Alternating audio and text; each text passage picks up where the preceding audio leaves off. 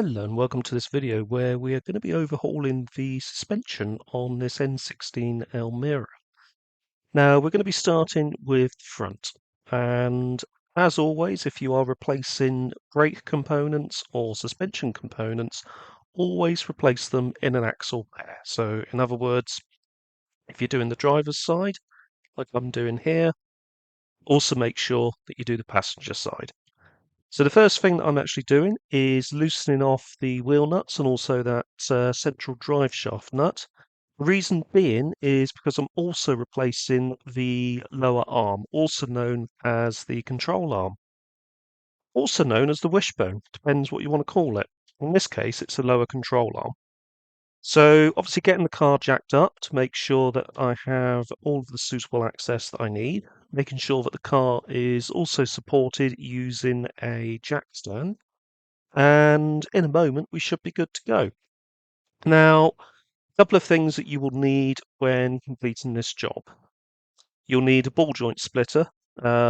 Make sure that you actually have both of them, the tuning fork type and also the clamp on glue up type, if that makes sense. Also make sure you have a grinder. I guarantee you probably will need an angle grinder at some point. Make sure that you've got a good quality penetrating fluid, and make sure that you have 17mm socket and spanner, because you'll need that for these top mounts. You'll need a 30mm socket for the drive shaft nut, 21mm socket for the wheel nuts, 14mm socket for the top mount bolt on the strut, a 22mm socket for the low down front nut on the front arm, sorry, on the lower arm, and the rear nuts are three 15mm nuts held on, holding on the clamp on the lower arm. So as you can see there, I actually had to cut that off because it was just not move. And using this clamp tool, I was able to wind it down enough to actually get it to pop out. It is at this point that I probably would have wanted to use a tuning fork style one, because you could see I've got no nut left on the top. However, with a bit of a hammer in and a bit of a more enthusiastic twisting, as you see there, it did actually pop out, and I was able to actually continue with my journey, so to speak. Anyway, let's see what I have to say. So to get it off, use a combination of this 22 with a breaker bar, which sort of loosened it, and then a couple of bursts on the impact gun, which took it all the way. Now I'm just going to remove the rest of it by hand. So 22mm spanner on this side.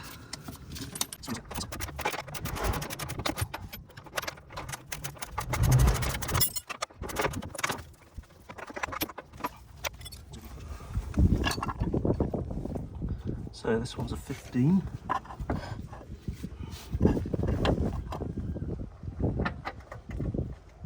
Too big. 14.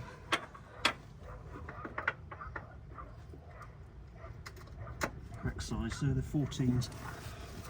It's interesting. There's 3 of them.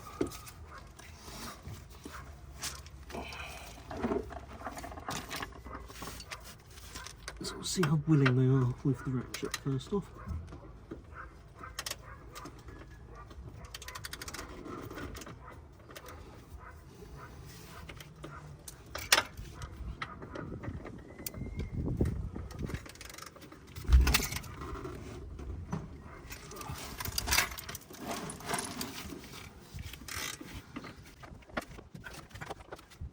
Actually very willing.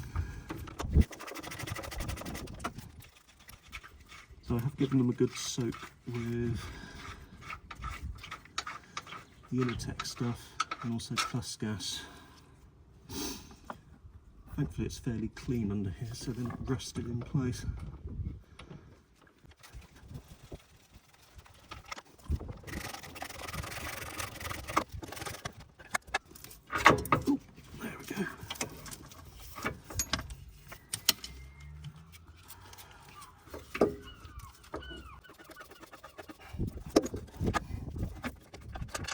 And there we go, that is one control arm removed.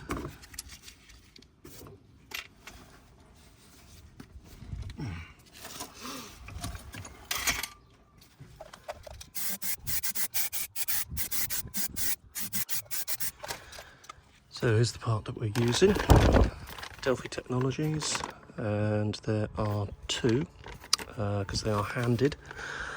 This one is part number TC1298. Comes with the lock nut on the ball joint, which is good, and it comes with this rear bracket as well, which is also good. So let's get it fitted.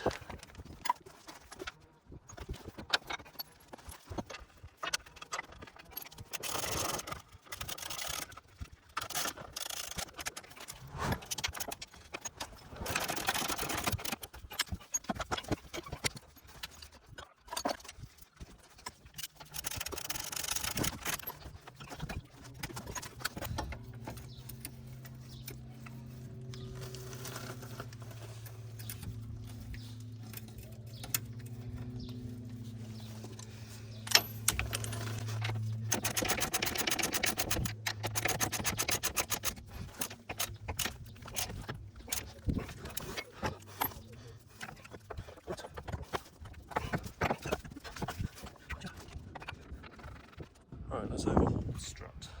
So these are 12s.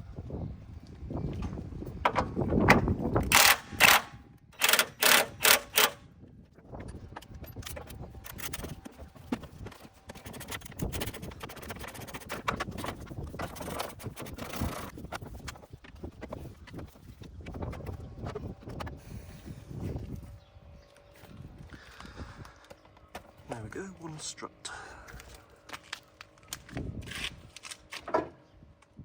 Hello again, it's Future James here.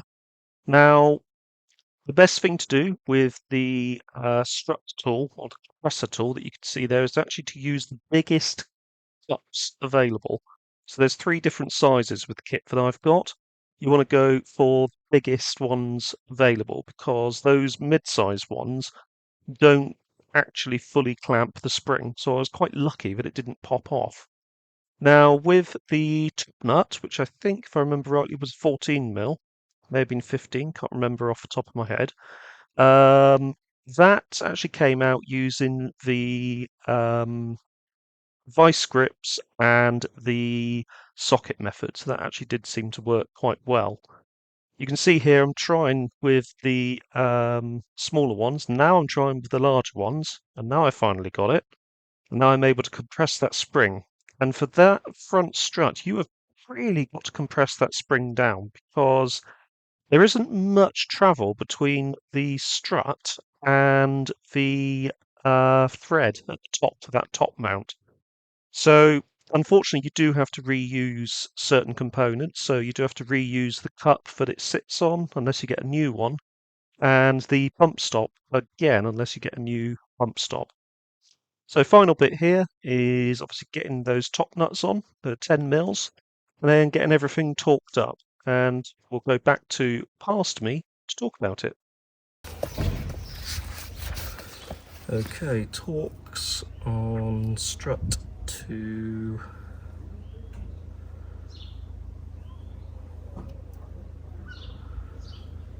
lower arm mounting clamp bolts, no not those. Hub to suspension carrier retaining bolts, £92 foot.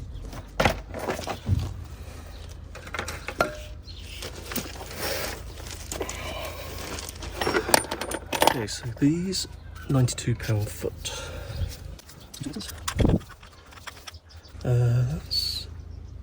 That's 90. That's about 92-ish there. And 22. No, it's not 17.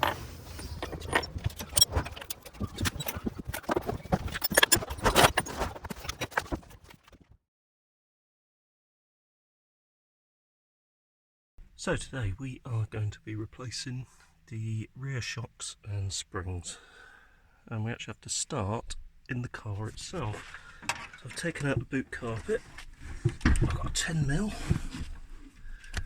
and I need to move these two trim panels out of the way. So this trim panel and this trim panel, but we'll start with this side. And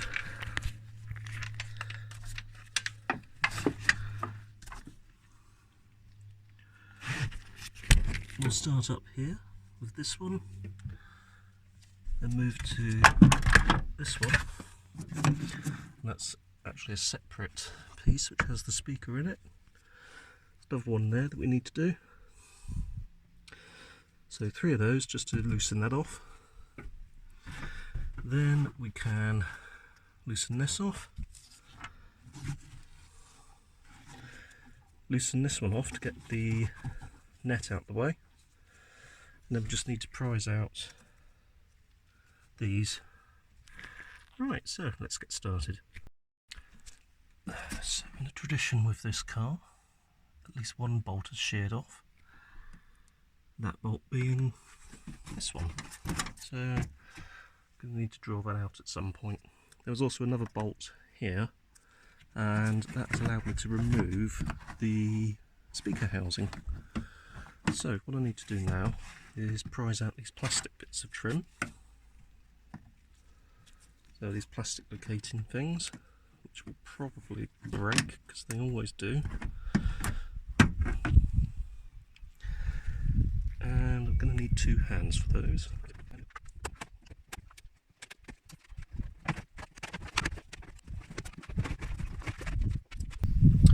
So now we need to turn our attention to this metal cover. And this metal cover is held in by 1, 2, 3, 4, 5, 6, 7, like 12mm bolts.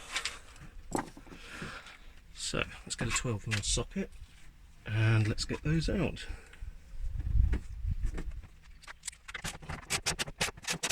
Oh, please don't shear.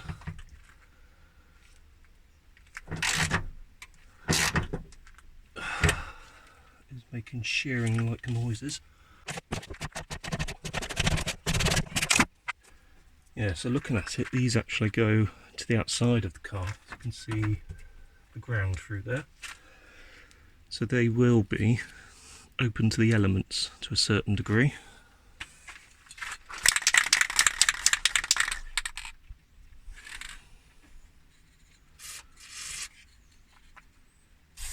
Let's give ourselves a fighting chance for these remaining ones.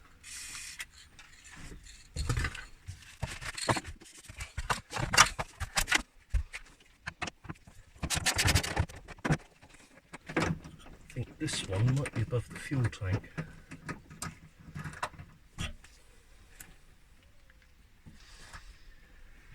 Yeah, it is. So this one is just on the other side of the spare wheel well. That one is above the fuel tank, so it hasn't been as ravaged by the elements.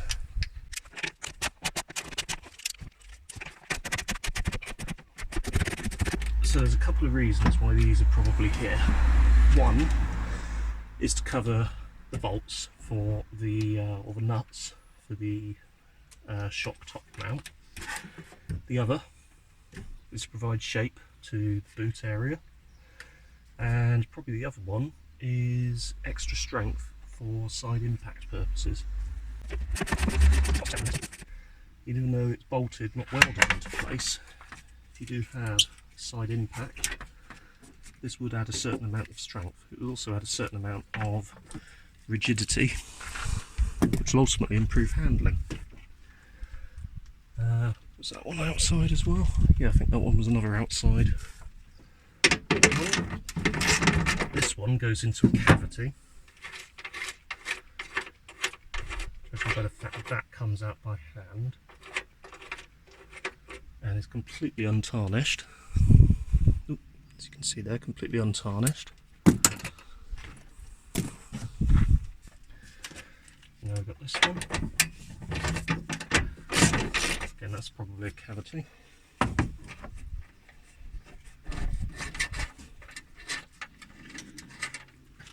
fact, yes, it is a cavity, as you can feel it through there, through that box section.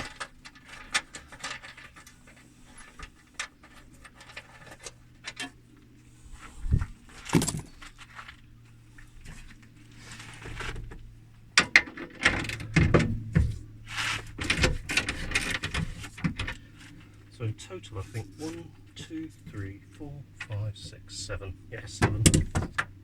1, 2, 3, 4, 5, 6. Hang on.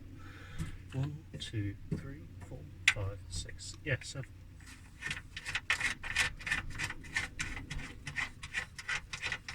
Yes, this is another internal box section.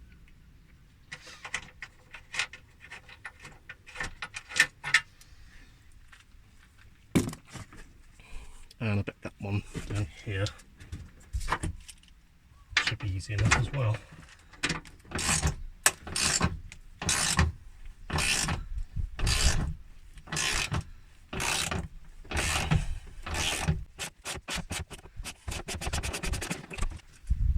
So this one, yeah, another one that goes to the outside.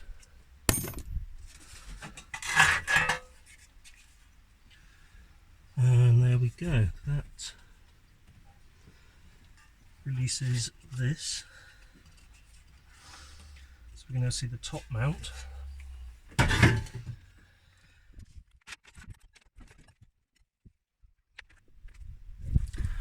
Okay, so we've got 2 up here, 1, 2, and 1 large one, which looks like a 17.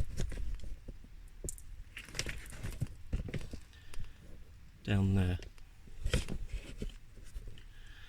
Now what I'm going to do is get the other jack and support the rear beam.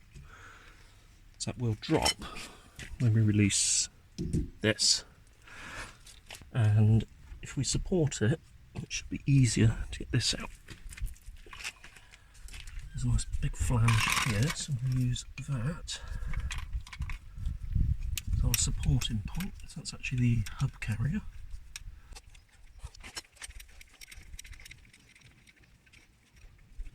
There we go, so that is now supporting the rear beam.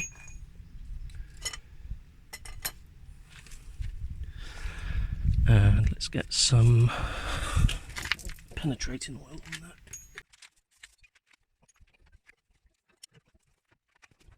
So this is quite interesting. The actual fitting holds the nut in place, so it's like a non-welded captive nut, which is quite good, which means you don't need, probably until the last moment, a spanner to hold this in.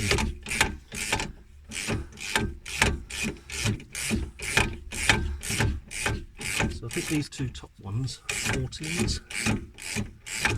And we'll use a deep reach on those. Alright, let's have a look and see what this is doing.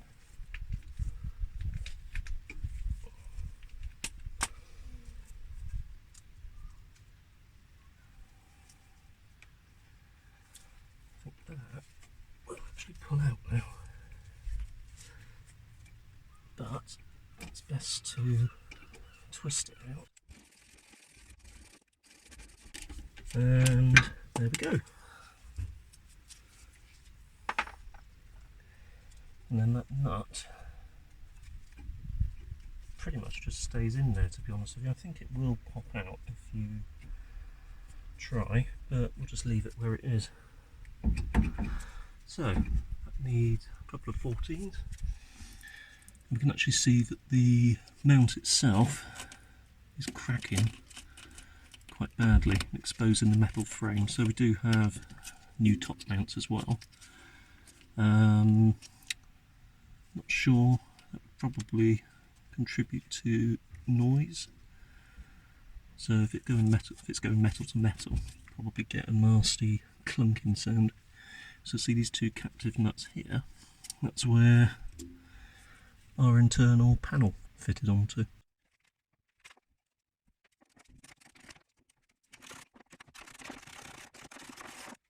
There we go, there's one. is almost 2.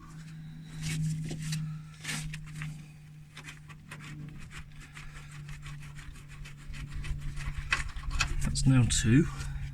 And that will come out.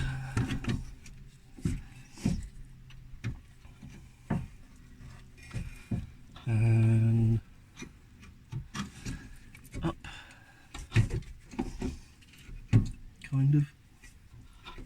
Oh yeah, bring it round. Out. There we go.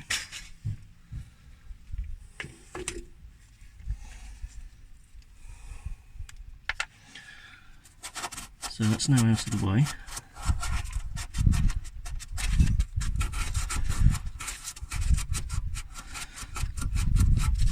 Thankfully the rust here is not exactly determined.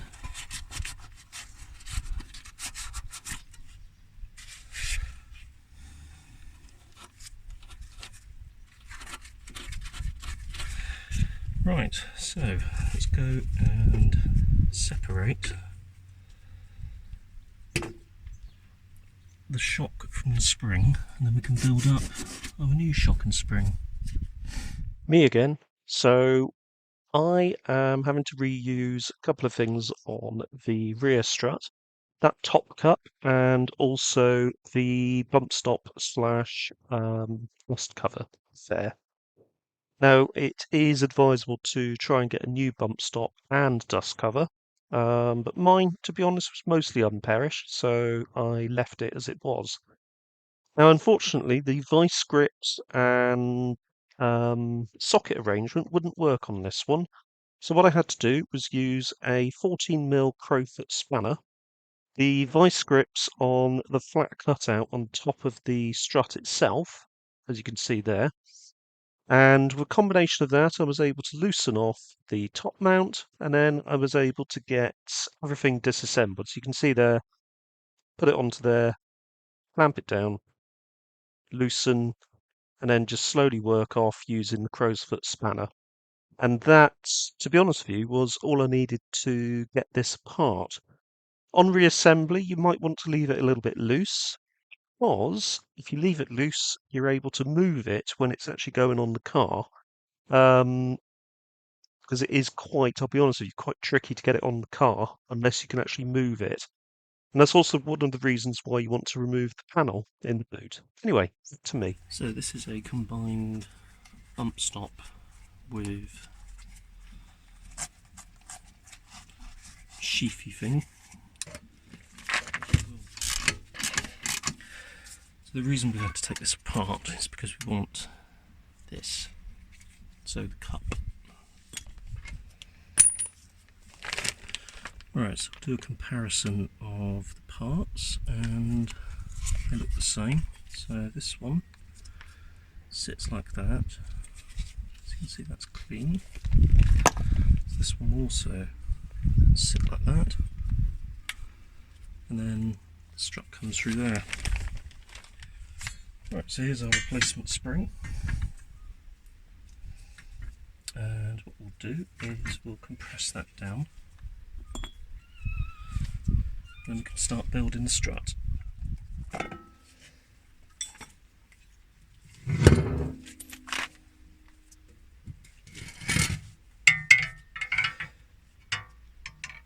And yeah, that smaller bit,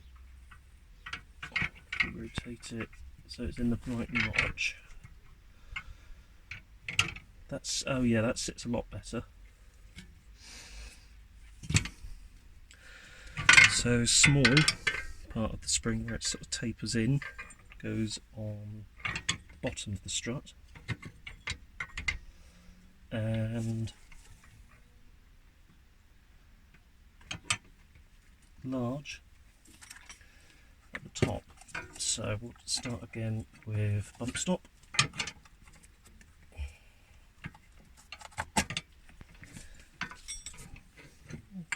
The cup.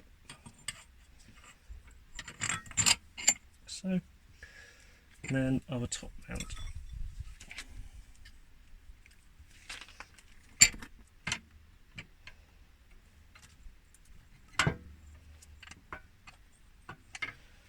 Yeah, that makes more sense. Right.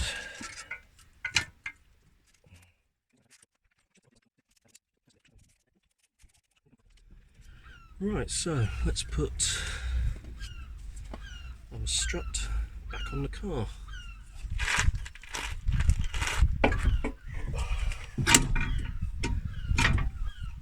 There we go, so we need to remove that supporting jack, so we can get that through.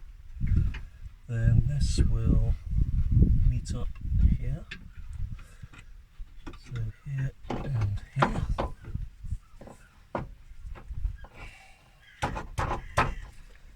So I'll put nuts into those.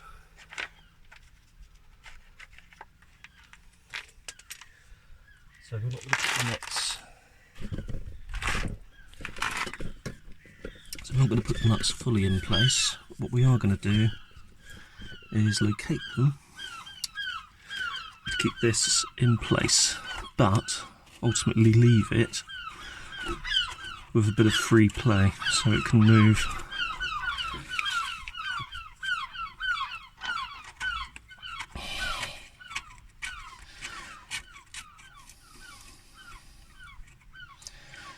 Now theoretically we don't actually need to remove all the interior because that's already locked in place. However, it's useful to do so because you can then get in and sort of just check everything out, rust proof, etc. So that is located. Let's do something about this.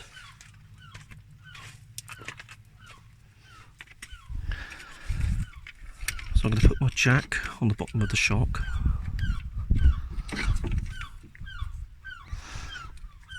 And slowly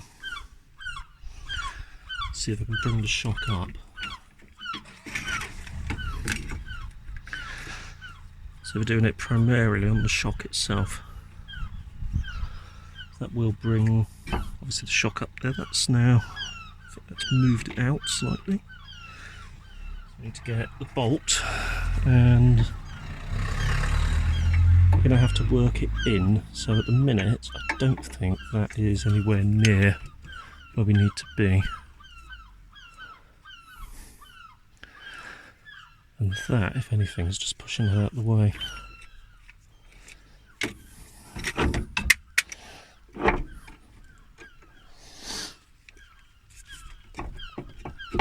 There we go.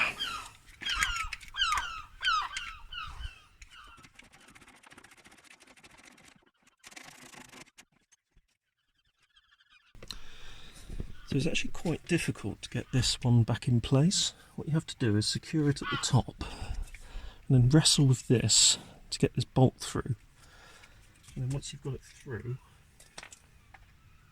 and it's on that captive nut at the bottom, you need to then start doing it up. Hopefully that should go into that nut.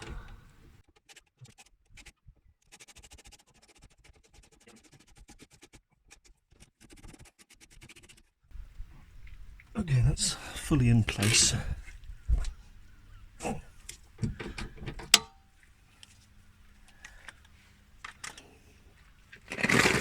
Let's get the torque value for it. So suspension strut lower mounting bolt, which is this one. That is done up to, according to this, 80 pound-foot or 108 Newton meters. There we are.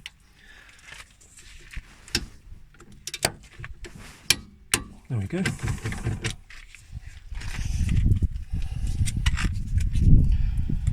And we'll actually leave this one torqued up for the moment because I'm going to be putting the wheels back on in a minute, or the wheel rather.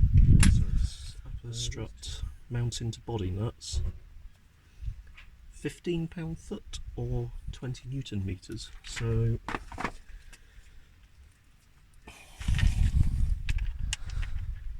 hand tight with the ratchet, you'll be fine. Tight enough.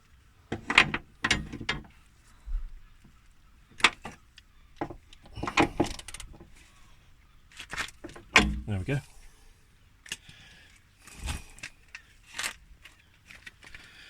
Excellent. Right, let's put the wheel back on. So a final word from me, and you're probably wondering how much did this all cost? Well, under £400. I got parts from Autodoc, so because they're based in Germany, you do need to wait a little bit of time for the parts to come over, so usually up to 10 days or so. But yeah, everything went together pretty well. I haven't been able to do the lower arm on the passenger side simply because the drive shaft nut is on way too tight, so I need to invest in a longer breaker bar to be able to get that off, or just entrust the job to the place where I get some of my repairs done if I'm unable to do them for any reason. But otherwise, hopefully you have found this video useful. I found it quite fun to do found it quite fun to make the video. If you do find it useful, hit the like button, don't forget to subscribe, and I'll see you again soon. Take care, and thanks for watching.